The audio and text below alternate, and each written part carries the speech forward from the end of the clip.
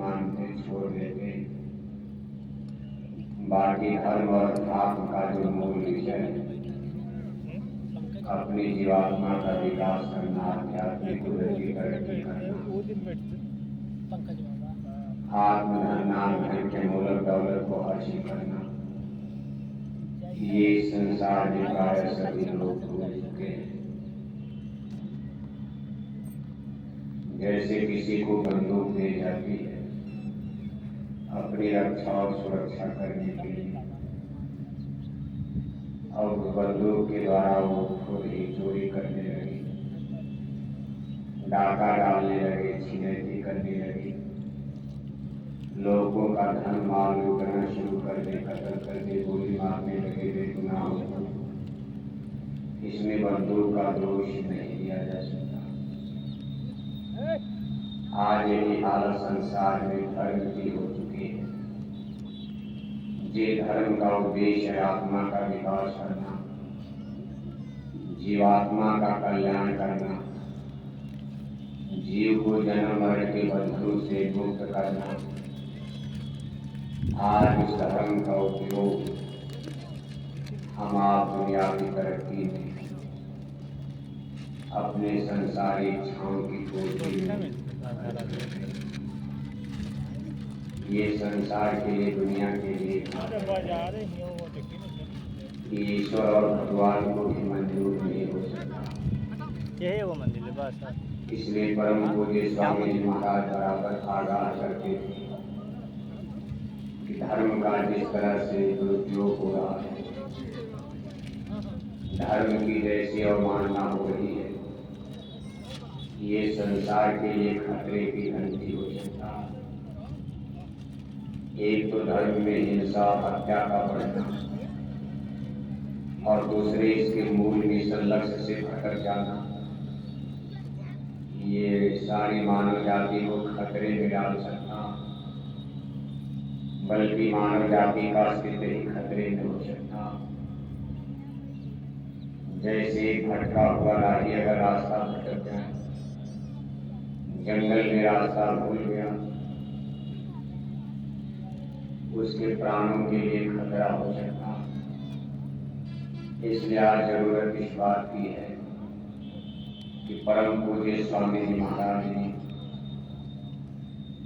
जिस लक्ष्य और उद्देश्य से जय गुरुदेव मिशन की उन्होंने नींव डाली, आधारशिला रखी है कि भाई लोगों को सही धर्म समझ में आ जाए, सही कर्म समझ में आ जाए, पाप और पुण्य की परिभाषा समझ में आ जाए, हर इंसान मनुष्य अच्छाई बुराई समझने लगे, सब लोग संसार में अपना लौकिक जीवन जीते थे, अपने पारलौकिक लक्ष्य को, आत्मा के कल्याण के लक्ष्य को भी प्राप्त कर ले। आज इस मिशन पर लगातार 70 वर्ष का समय गुजर गया, 60 वर्ष लगे रहे। सन 2012 में उनके निज धाम जाने के बाद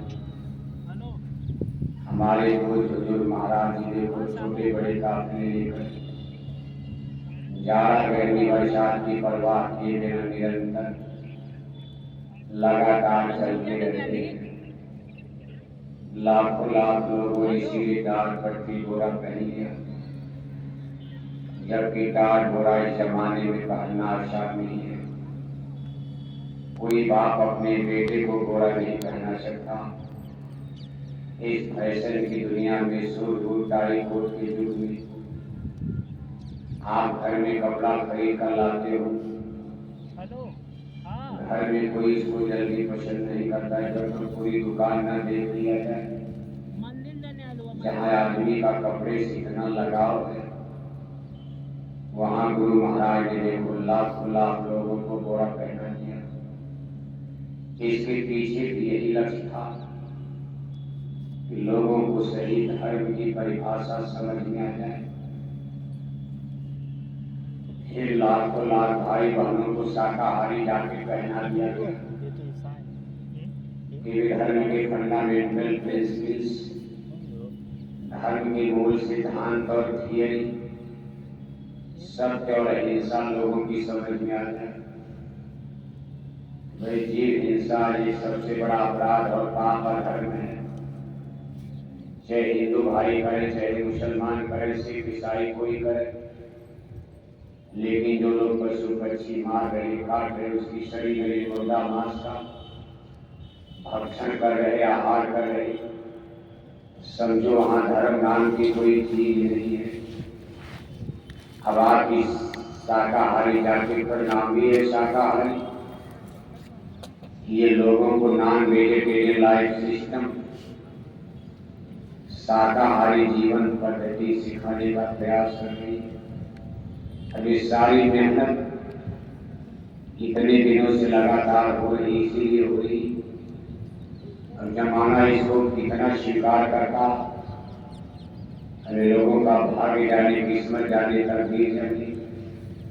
और अगर लोग इस चीज को स्वीकार कर लेते हैं, समझ लेते कि शाकाहारी जीवन ही सच्चा जीवन है, जिसका जीवन मांसाहारी हो गया, जिसके जीवन में पशु सोचला के बिहारिया मिल जाए, सोचूं के बिहारिया उसका लोभ भी जाएगा, परलोक भी जाएगा। बस यही तो समझाना। और ये समझने के बाद तभी लोग बात को, धर्म को सही समझ पाएंगे।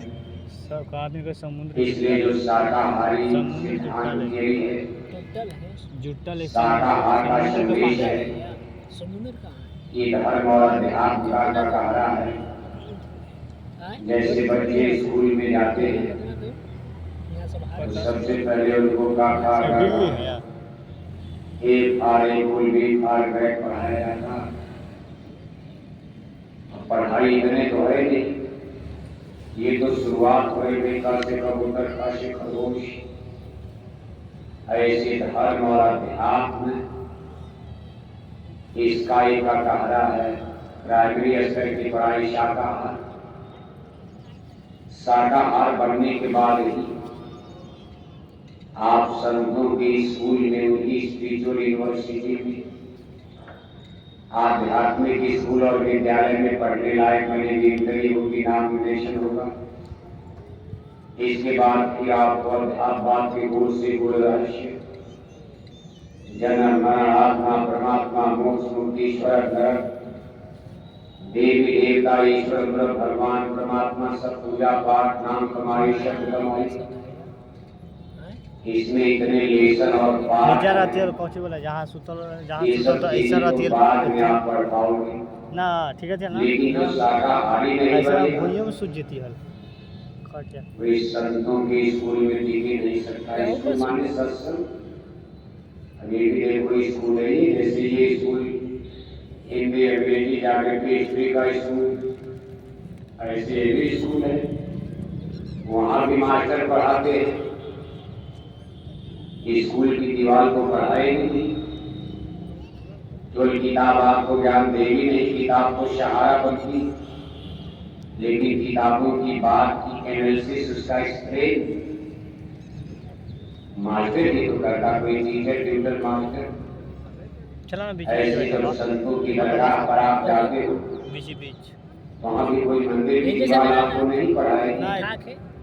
अपने आश्रम में भी देखो इतना पवित्र मंदिर बना, गुरु महाराज ने वरदान भी दिया मंदिर को, भाई शाकाहारी पर, शाकाहारी प्रतिज्ञा प्रण करके अगर कोई गैर सत्संगी भी इस मंदिर के देवता के सामने, इस मंदिर में मिन्नत करेगा तो उसकी एक मनोकामना पूरी होगी। लेकिन यहाँ ज्ञान का सवाल है,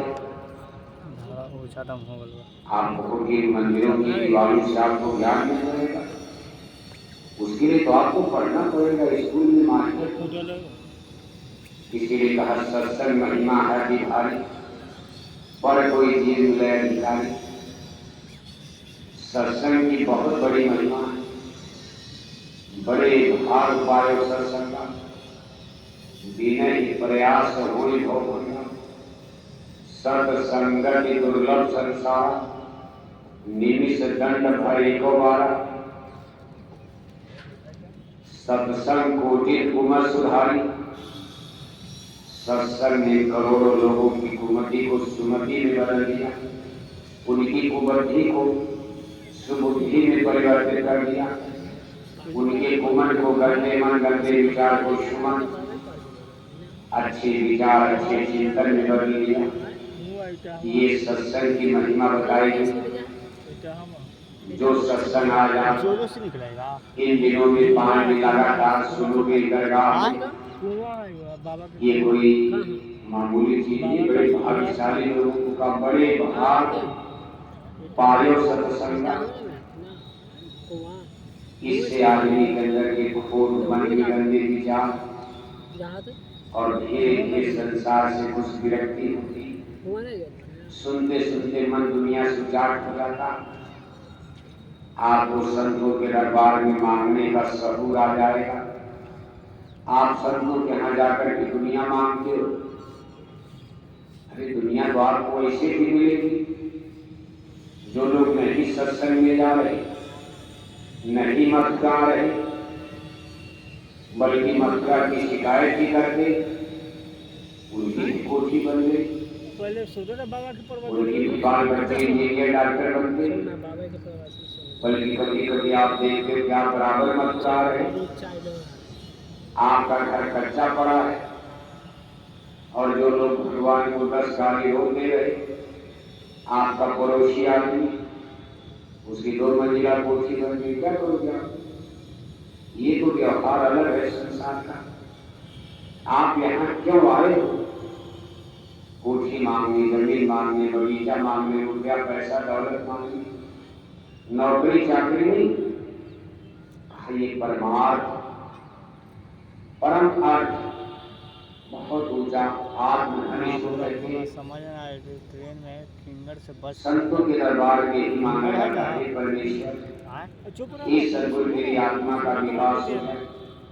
विकास का मतलब मेरी आत्मा जाग जाए, मेरी सूरत सुहागी जागरी। दुनिया मांगना अच्छी चीज परमार्थ में नहीं माना गया, लेकिन ऐसा हो नहीं पाता, दुनिया ही माना जा रहा। 50-50 साल 40-40 साल सत्संग सुनते सुनते, लेकिन अभी ममता तो न गई मेरे मन से। हम आप जब हिम्मत करते कोई तमन्ना लेकर, दुनिया की ख्वाहिश लेकर, अब ये काम हो जाएगा, अब ये काम हो जाएगा। दुनिया का काम खत्म होने वाला है। एक इच्छा की पूरी हुई तो 5 इच्छा तैयार करी है। एक समस्या खत्म हो गई, दूसरी समस्या अगली बार लेकर आओगे। ये संसार का झमेला चलता रहेगा।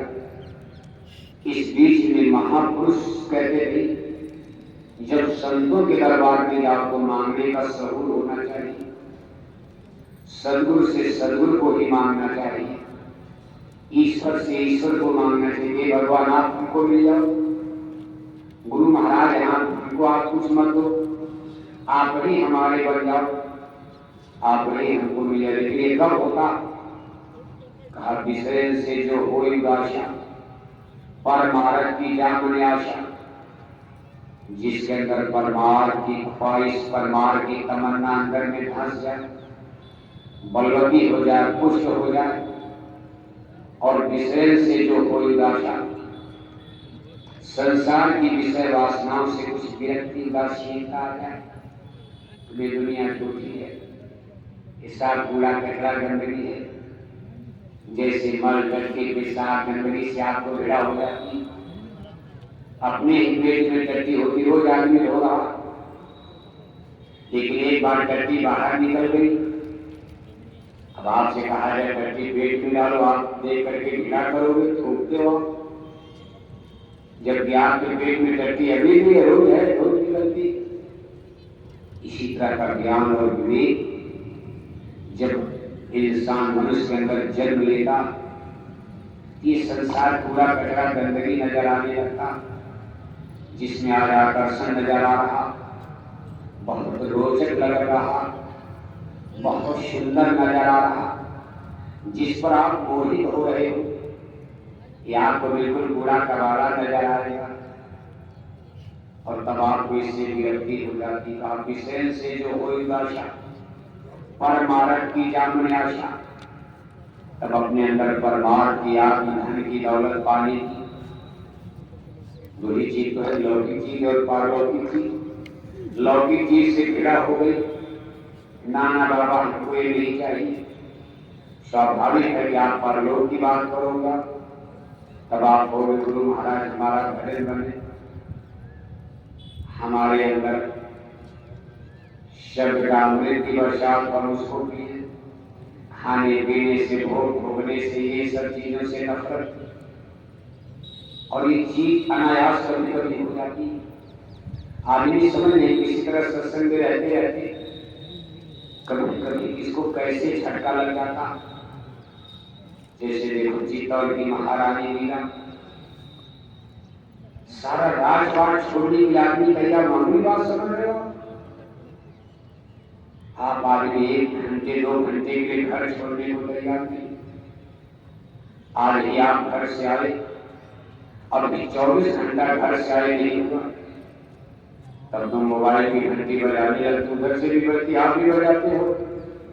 सत्संग छोड़कर मोबाइल पर लगे रहते, भाई क्या हो गया, कह रहे अभी तो 12 घंटा नहीं हुआ, अब क्या घर से ही आ रहे हो? कितनी जल्दी क्या बिगड़ गया काम आपका, और बिगड़ भी जाएगा क्या बना लोगे आप? लेकिन देखो मीराबाई ने कितनी बड़ी बहादुरी का काम, मामूली महिला जाति, औरत जाति में जन्म लेकर, वो भी कोई मामूली स्थिति, चित्तौड़ की महारानी है। राणा संग्राम सिंह का नाम इतिहास में अमर है।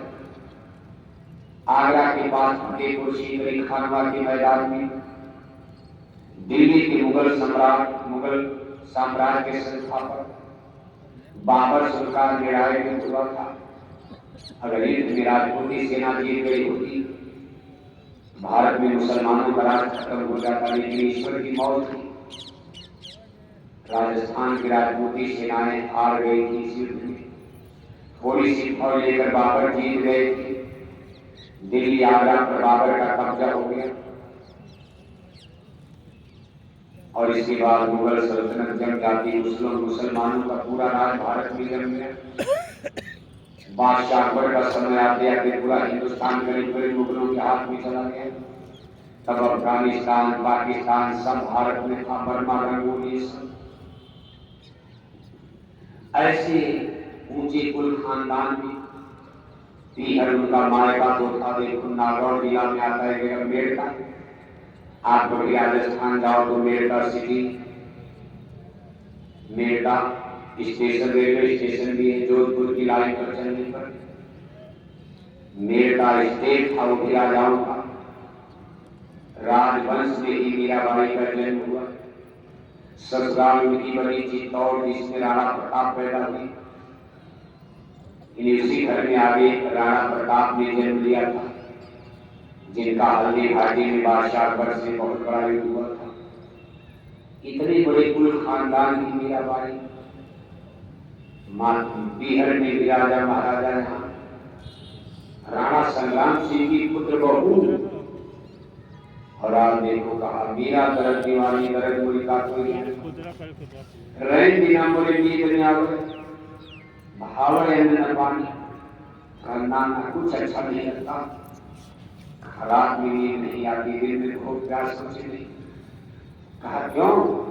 अरे करना इस संसार में कोई चीजें नजर नहीं आती, बताओ आप लाख 2 लाख 10 लाख में सुख खोज रहे हो, जिसके पास